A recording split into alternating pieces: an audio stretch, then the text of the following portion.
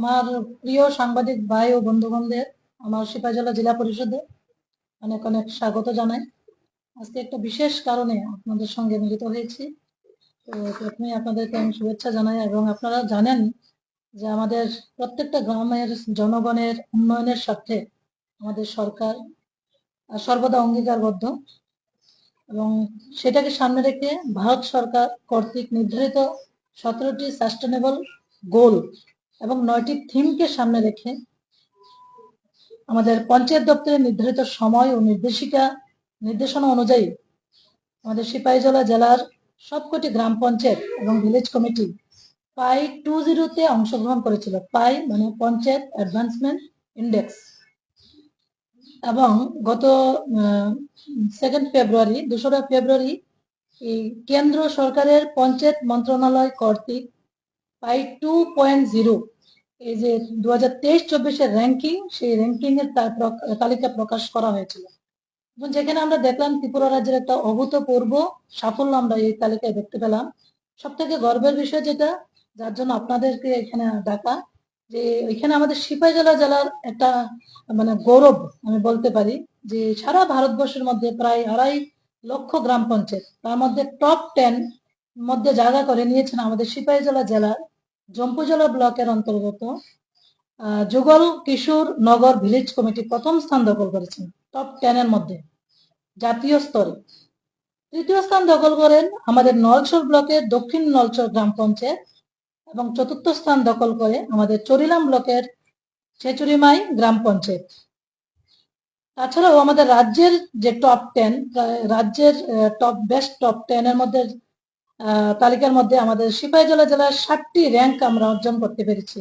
তো এটা বিশাল বড় অ্যাচিভমেন্ট আমি বলবো আমাদের এই জেলার জন্য, যার মধ্যে সিপাহীজলা জেলার অন্তর্গত জম্পুজলা ব্লকের যুগল কিশোর নগর ভিলেজ কমিটি প্রথম স্থান দখল করেছে, নলছর ব্লকের দক্ষিণ নলছর দ্বিতীয় স্থান, চরিলাম ব্লকের ছেচুরিমাই গ্রাম পঞ্চায়েত তৃতীয় স্থান, মোহনপুর ব্লকের গ্রামতলী গ্রাম পঞ্চায়েত চতুর্থ স্থান, নলছর ব্লকের চৌমুনি গ্রাম পঞ্চায়েত পঞ্চম স্থান ও শিবনগর গ্রাম পঞ্চায়েত ষষ্ঠ স্থান, এবং জম্পুজলা ব্লকের অধীন পশ্চিম টাকারজলা ভিলেজ কমিটি নবম স্থান দখল করেন। তো এই যে বড় সাফল্য আমরা সিপাহীজলা জেলা পরিষদ আমরা জেলা পেয়েছি, তার জন্য আমি আমার ব্যক্তিগত পক্ষ থেকে এবং আমার এই সিপাহীজলা জেলার পক্ষ থেকে আমাদের দেশের জনপ্রিয় প্রধানমন্ত্রী, যশস্বী প্রধানমন্ত্রী আদরণীয় শ্রদ্ধেয় নরেন্দ্র মোদীজিকে আমি আন্তরিকভাবে ধন্যবাদ জানাচ্ছি। পাশাপাশি ধন্যবাদ জানাচ্ছি আমাদের কেন্দ্রীয় পঞ্চায়েত মন্ত্রী সম্মানীয় শ্রীযুক্ত রাজীব রঞ্জন সিং মহোদয়কে। ধন্যবাদ জানাচ্ছি আমাদের রাজ্যের জাতি জনজাতির জনপ্রিয় মুখ্যমন্ত্রী ডক্টর প্রফেসর মানিক সাহা মহোদয়কে। আমি ধন্যবাদ জানাচ্ছি আমাদের ত্রিপুরা সরকারের মাননীয় পঞ্চায়েত মন্ত্রী শ্রীযুক্ত কিশোর বর্মন মহোদয়কে, এবং সর্বোপরি আপনাদের মাধ্যমে আমি এই সাফল্যের জন্য ধন্যবাদ জানাচ্ছি এই জেলার সমস্ত অংশের জনগণকে, সমস্ত জনপ্রতিনিধিগণ এবং সরকারি আধিকারিক থেকে শুরু করে কর্মচারী ভাই বোনদের আমি আন্তরিকভাবে ধন্যবাদ জানাচ্ছি। আমি ধন্যবাদ জানাচ্ছি কারণ আমাদের এই সাফল্যের পেছনে আপনারা জানেন, যে কোনো একটা মানে ভালোভাবে যখন আমরা একটা সমন্বয় নিয়ে কাজ করি তখনই সাফল্য পাওয়া যায়। এই পাই 20 আমাদের এই জেলা শাসক, যিনি আমার চিফ এক্সিকিউটিভ অফিসার সিপাহীজলা জেলা পরিষদের, ওনার সক্রিয় ভূমিকা, আমার সিপাহীজলা জেলা পঞ্চায়েত অফিসার যিনি ছিলেন ধ্রুবজিৎ দেববর্মা মহোদয়, ওনার সক্রিয় ভূমিকা, এবং আমাদের সিপাহীজলা জেলা পরিষদের অন্যান্য যারা আধিকারিকরা আছেন, কর্মচারীরা আছেন, আমাদের জনপ্রতিনিধি, জেলা পরিষদের সকল সদস্য আমাদের সক্রিয় ভূমিকায় সিপাহীজলা জেলা পরিষদ এবার এই পাই 2 এর উপর মানে গুরুত্ব দিয়ে আমরা কাজ করেছি এবং তার ফল আমরা পেয়েছি। তো তার জন্য আপনাদের মাধ্যমে এই আনন্দটা ভাগ করে নেওয়ার জন্য আপনাদের ডেকেছি। তো এটা আমাদের এই জেলার জন্য, এই রাজ্যের জন্য একটা বিরাট সাফল্য। তো তার পাশাপাশি আমি আরেকটা কথা বলতে চাই, আপনারা জানেন যে আমাদের এই সরকার, বিশেষ করে কেন্দ্র সরকার, রাজ্য সরকার, মাননীয় প্রধানমন্ত্রী, মাননীয় মুখ্যমন্ত্রী আমাদের নারী ক্ষমতায়ন, মহিলা ক্ষমতায়নের জন্য গুরুত্ব দিয়ে কাজ করছেন। আপনারা জানেন আগামী 5 থেকে 7ই ফেব্রুয়ারি আমাদের জেলাভিত্তিক সরস মেলার আয়োজন করা হয়েছে। আগামীকাল থেকে শুরু হবে। আমাদের রাজ্যের জনপ্রিয় মুখ্যমন্ত্রী মহোদয়ের গৌরবময় উপস্থিতির মধ্য দিয়ে এই জেলাভিত্তিক মেলার শুভ সূচনা উনি করবেন। তো আপনাদের মাধ্যমে আমার এই জেলার সমস্ত জেলাবাসী গোটা রাজ্যবাসীকে আমি আবেদন করব, আহ্বান করব এই সরস মেলাকে সার্থক রূপ দেওয়ার জন্য, যে লক্ষ্যকে নিয়ে আমরা মা বোনদেরকে, বিশেষ করে গ্রামীণ এলাকার অর্থনৈতিক পরিকাঠামো, অর্থনৈতিক সমৃদ্ধি করার জন্য মা বোনদেরকে যেভাবে আমরা স্বয়ংসম্পন্ন করার জন্য সরকার কাজ করছেন, তার জন্য এই মেলা।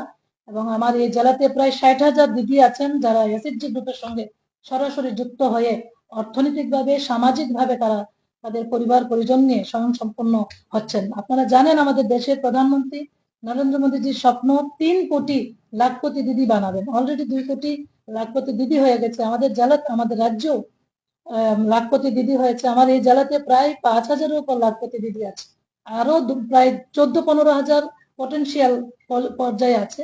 আগামী কিছুদিনের মধ্যে তারও লাখপতি দিদি হিসাবে গড়ে উঠবে। তো এই মেলাকে সার্থক করার জন্য আপনাদের মাধ্যমে সবাইকে আমি আমন্ত্রণ জানাচ্ছি, আপনারা সবাই আসবেন। তার পাশাপাশি আরেকটা বার্তা আপনাদের মাধ্যমে দিতে চাই। আমাদের মাননীয় মুখ্যমন্ত্রী মহোদয় আমার সরকার বলে একটা পোর্টাল উনি লঞ্চ করেছিলেন। এই পোর্টালের উদ্দেশ্য হলো এই সরকার যে জনগণের সরকার, এই সরকার জনগণের অন্তিম ব্যক্তি অব্দি সরকারের সুবিধা পৌঁছে দেওয়ার জন্য এই পোর্টাল, জনগণ যেন তার মৌলিক অধিকার ঘরে বসেই এই পোর্টালের মাধ্যমে সেই দাবি সরকারের কাছে জানাতে পারে, সেটা নিয়ে আমি আমার জেলা ভিত্তিক, আমার জেলা পরিষদের উদ্যোগে, জেলা প্রশাসনের উদ্যোগে, আমাদের সমস্ত জনপ্রতিনিধি, অফিসিয়াল সবাইকে নিয়ে আমি 6ই ফেব্রুয়ারি বেলা 2 ঘটিকায় একটা মাস র্যালি করার মধ্য দিয়ে একটা প্রচার প্রসার, যখন জনগণের কাছে সেই বার্তাটা নিয়ে যাওয়া যে এই সরকার আপনাদের সরকার, এই সরকার জনগণের সরকার, আপনাদের যে কোনো দাবি, যে কোনো অসুবিধা সুবিধা সেটা ঘরে বসে অনলাইনে সরকারের কাছে তুলে ধরতে পারে।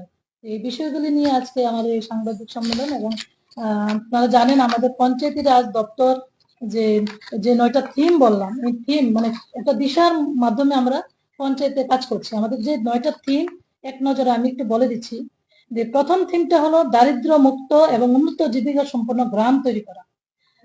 দ্বিতীয় যেটা হলো সেটা হলো সুস্বাস্থ্য সম্মত গ্রাম তৈরি করা, শিশু বান্ধব গ্রাম তৈরি করা, জল পর্যাপ্ত গ্রাম তৈরি করা, পরিচ্ছন্ন ও সবুজ গ্রাম তৈরি করা, স্বনির্ভর পরিকাঠামো যুক্ত গ্রাম তৈরি করা, সামাজিকভাবে ন্যায়পরায়ণ ও সামাজিকভাবে নিরাপদ গ্রাম তৈরি করা, সুশাসিত গ্রাম তৈরি করা এবং নারী বান্ধব গ্রাম তৈরি করা। এই 9টা থিমের উপর ভিত্তি করে আমাদের যে ফান্ড 15 ফিনান্স থেকে দেওয়া বা আমাদের রাজ্য সরকার থেকে যে পিডিএফ আমাদেরকে দেওয়া হয়, আমাদের যে ওন সোর্স রেভিনিউ হয়, প্রত্যেকটা ফান্ড আমরা এই থিমের উপর ভিত্তি করে কিন্তু আমরা কাজ করি। এবং যে পিডিএস যে স্কোর, এই কোন থিমে আমরা কত পেলাম সেই স্কোরের উপর ভিত্তি করে কিন্তু আমরা কাজ করি। কোথায় কোনো থিমে যদি আমাদের জেলা পিছিয়ে থাকে, আমাদের সেই ফান্ড সেই থিমটাকে প্রায়োরিটি বেসিসে নিয়ে আমরা কিন্তু কাজ করি। সুতরাং আমাদের সরকারের, বিশেষ করে আমাদের দেশের যশস্বী প্রধানমন্ত্রী যে স্বপ্ন দেখছেন 2047 আমাদের ভারতবর্ষকে বিকশিত ভারতবর্ষ হিসাবে আমরা গড়ে তুলবো, ঠিক তেমনি আমাদের রাজ্যের মাননীয় মুখ্যমন্ত্রী বলছেন 2047 আমাদের রাজ্যকে, ত্রিপুরা রাজ্যকে বিকশিত ত্রিপুরা হিসেবে গড়ে তুলবে। সেটাকে সামনে রেখে আমাদের গ্রামীণ অর্থনীতি, গ্রামীণ পরিকাঠামো, গ্রামীণ মানুষের সুবিধাকে একদম সুনিশ্চিত করার লক্ষ্যে আমরা ত্রিস্তর পঞ্চায়েত কাজ করছি। তো আপনাদের কাছে আবেদন থাকবে আপনাদের সবার সহযোগিতায়, এই জেলার সমস্ত অংশের জনগণের সহযোগিতায় এই জেলার উন্নয়নের লক্ষ্যে কাজ করে চলছি। আমরা আগামী দিনও আপনাদের পাশে থেকে এই জেলার সার্বিক উন্নয়নের জন্য কাজ করব। এবং এই যে সাফল্য, এটা শুধু আমার একার নয়, আমার জেলা পরিষদের একার নয়, এই সাফল্য গোটা সিপাহীজলা জেলার, গোটা রাজ্যে। তো তার জন্য আপনাদের সবাইকে অনেক অনেক অভিনন্দন ও ধন্যবাদ জানাচ্ছি। নমস্কার। জানি না